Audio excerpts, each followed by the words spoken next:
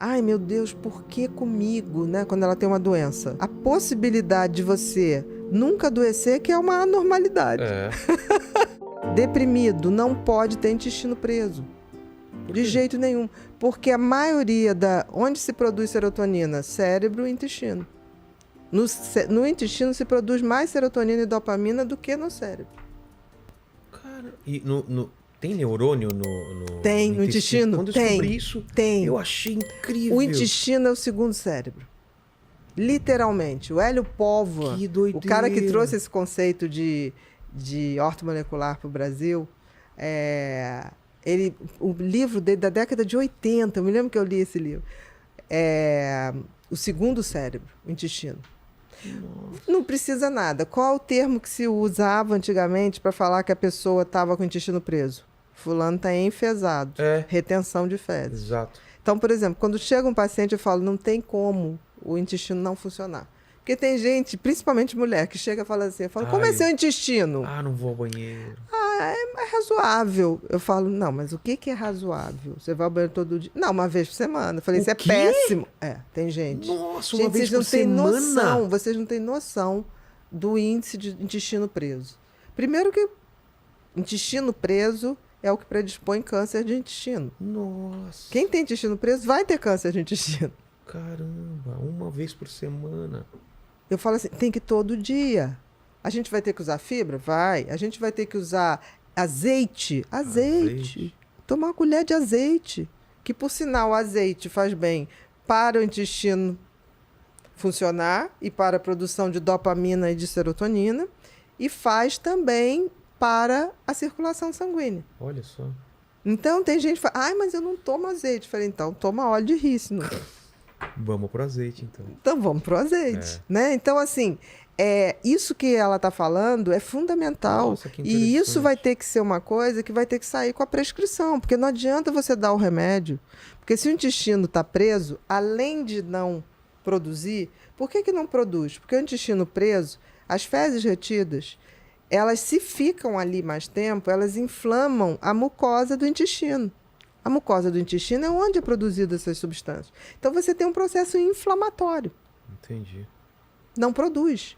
E aí, o que essas pessoas fazem? Aí pegam esses remedinhos maravilhosos, que dão uma diarreia horrorosa, né? Que todo mundo que faz colonoscopia tem que tomar. Tomei, nossa, essa semana. Todos nós que fazemos tem que tomar. Agora, imagina quem toma isso todo dia. Tem gente que toma todo dia? Para tentar ir ao banheiro. Isso acaba com a flora. Acaba com a flora, que é fundamental para a proteção, para a produção dessas substâncias. Entendi. E outra coisa, quando esses remédios fazem efeito, levam toda a produção de serotonina, de dopamina, vai-se embora. Nossa. Então, isso que a Isabel está falando é fundamental.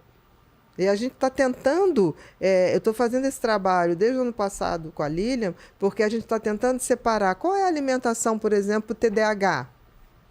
O TDAH, no problema, não é serotonina, é dopamina. Entendi.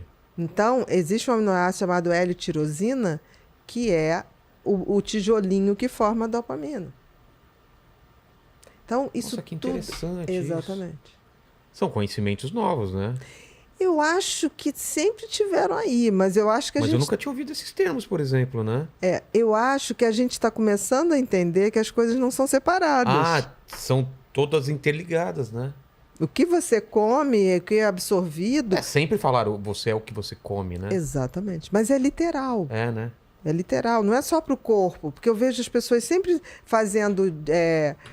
alimentações específicas, porque eu tenho que aumentar minha massa muscular, porque eu não sei o quê. As pessoas não se tocam que está tudo interligado. Até a parte emocional, a parte psicológica, nossa. Bioquímica. Faz sentido, né? Olha só, quando uma pessoa fala assim, ai meu Deus, por que comigo, né? Quando ela tem uma doença.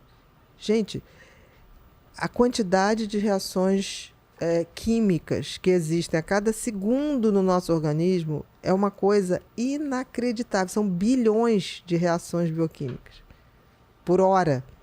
A possibilidade de você nunca adoecer que é uma anormalidade.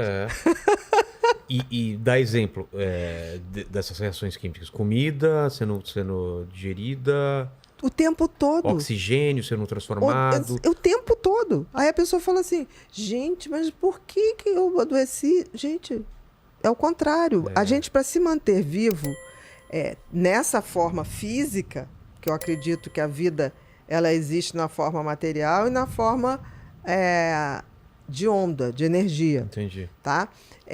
Nessa forma que a gente conhece, é o contrário da lógica. Porque você ter uma matéria dá um trabalho para manter isso aqui inacreditável. É a tal da entropia, né? Exatamente. As coisas tendem a decair ao caos e não a... Exatamente. É mais Então, fácil. assim, a vida é um milagre, mas é um milagre custoso de se manter. Muito custoso. Não é fácil.